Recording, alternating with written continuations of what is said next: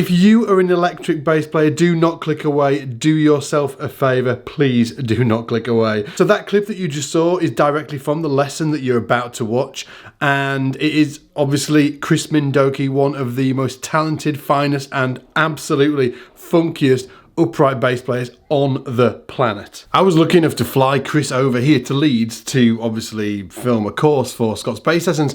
And long story short, I was actually watching that course a few days ago, and Chris was talking about this concept about the front end, the shape of the front end of the note. And it just like, when he was talking about it, I was like, whoa, this is it was just like a eye opener. It was like all of these fireworks going off. I was like grabbing my bass, I was trying it out, and just conceptually, I think it's a really, really fantastic way of thinking about it. And I'm here today with you guys to, get you in on this with me so you can have the fun. So without further ado, here is the amazing Chris Mindoki talking about all things funk. He's going to be talking about upright bass, but there's so much that can be absorbed from this lesson into electric bass. So please do not miss out on this. It is a game changer. And obviously, if you're an Academy member, you can check out the entire course over at scottsbasslessons.com. And if you are not, then go over to scottsbasslessons.com and grab a free trial, right? Get in the game. Right, take it away, Chris. Boom. One of the questions I get often is how to play like funky stuff on upright. And it's one of the things I really enjoy doing. I mean, I've been doing a lot with Mike Stern, where I do a lot of funky stuff on upright, or I've been doing it with the Brecker Brothers or Sanborn or Yurichi Sakamoto. And it's something I do a whole lot with my own band as well. One thing I've realized when I wanted to do the upright playing in funky situation is, first of all, because it sounds good. I've always thought it sounded really funky with an upright bass in a context that is really funky. And it's not, I mean, I play electric and I love playing funky stuff on the electric too, but to me it gives an organic or a really cool sound when it's the upright. And one thing I also kind of learned when I tried to figure out a way to do it is I couldn't use the physical approach to the upright from like playing straight ahead or playing standard jazz on playing funk, because that would be too wide a note. When you play jazz or play walking bass line,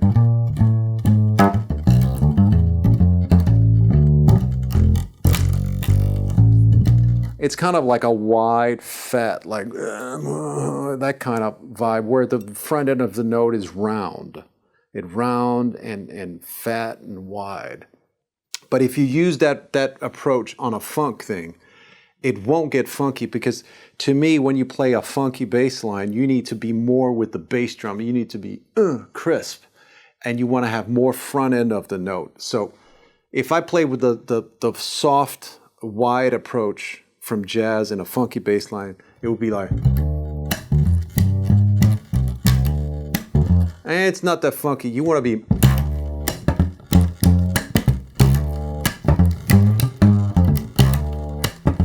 I'm trying to make the front end of the note really, there's an edge to it so it can cut with the drums.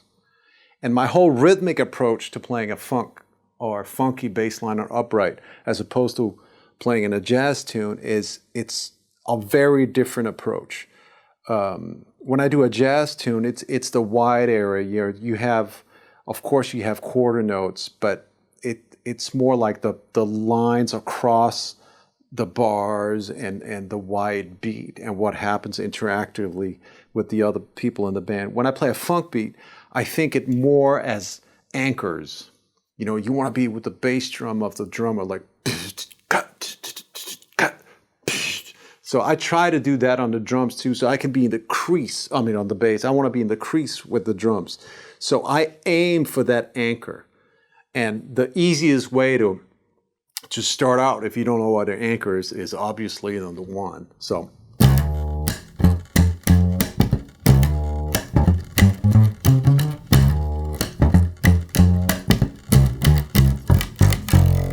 And one of the places where I picked that up really quickly was Verdine White from Earth, Wind & Fire. I mean, his anchor is so funky and so heavy. And you have no doubt that daddy's home when he puts down the downbeat. And to me, that's the essence of being funky. You could also get it from Bootsy Collins, especially when his time with James Brown. There's this edge on the note. It's not round. It's got that edge on it, so it cuts with the drums. So to me, that's one of the most important things to think about if you want to play funky on the upright. Get the edge, get the anchor, and totally lay down with the bass drum in the crease. And you got to be the foundation in the crease. So that's the most important thing I always tell people when they ask me about the approach to playing funky with the upright. Now, I'm not going to tell you there's a right and wrong in any music. Absolutely not. Like, find your own solution, find your own way to do it. But I want to share a couple of tips that I subscribe to. And in terms of playing funky on the upright or funky bass lines in general, I think being on an even eighth kind of vibe and in a funky vibe more than any other place, it's evident that the funk is in the space between the notes and not the notes.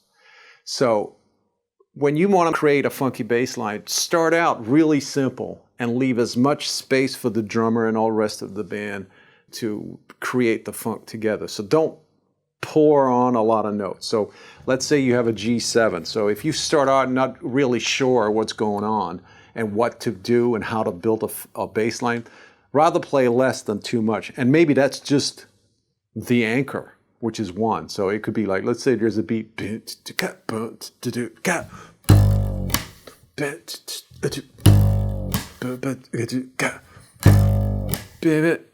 you could develop it. You could go.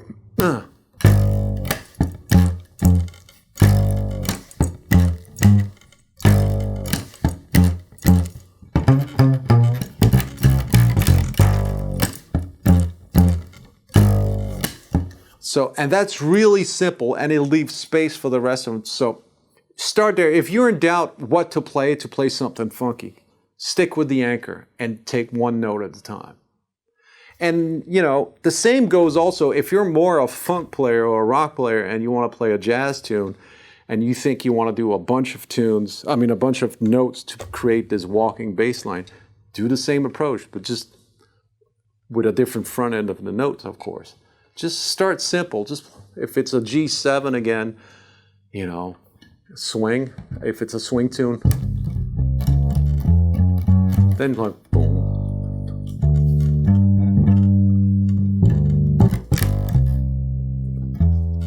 Actually, if you listen to Ray Brown, for example, on those old records with Oscar Peterson, it's some of the most funky stuff out there, and it's on a swing groove. Just check it out. It's really simple. He blows down the anchors. So always start out simple. Play a funky bass line, weather the groove. Start out simple. Stick with the anchors and start from there. Can't go wrong. So in this lesson, we've been talking about how to create a funky bass line on upright especially, and the importance of getting an edge on the front end of your note when you do a bass line, and how to really be in the crease and be precise and more articulated when you do your bass line, and how important it is to focus on anchors in the music more so than the width of the music. Then focus on the anchors, get the anchors down so you can really be the foundation with the drums. I'm going to try to sum it up musically with this track I'm going to play with. It's a tune called The Dapper King, and I try to show you how to do the funky bass line with the front end, but also try how to solo within this same approach, and also have section with a more wider jazzy note so you can hear the contrast. But anyway, here it is.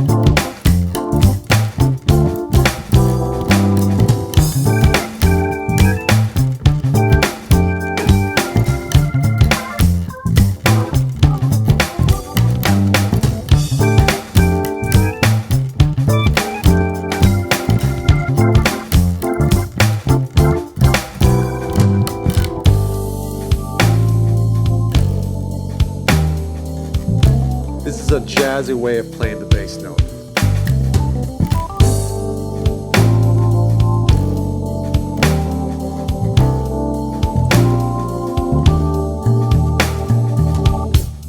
And now more front end.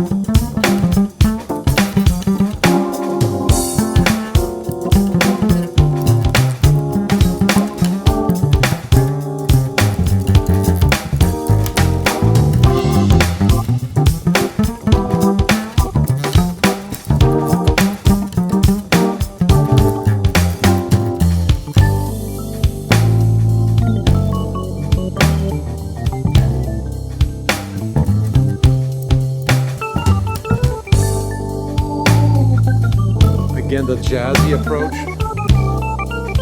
wide note, wide front end.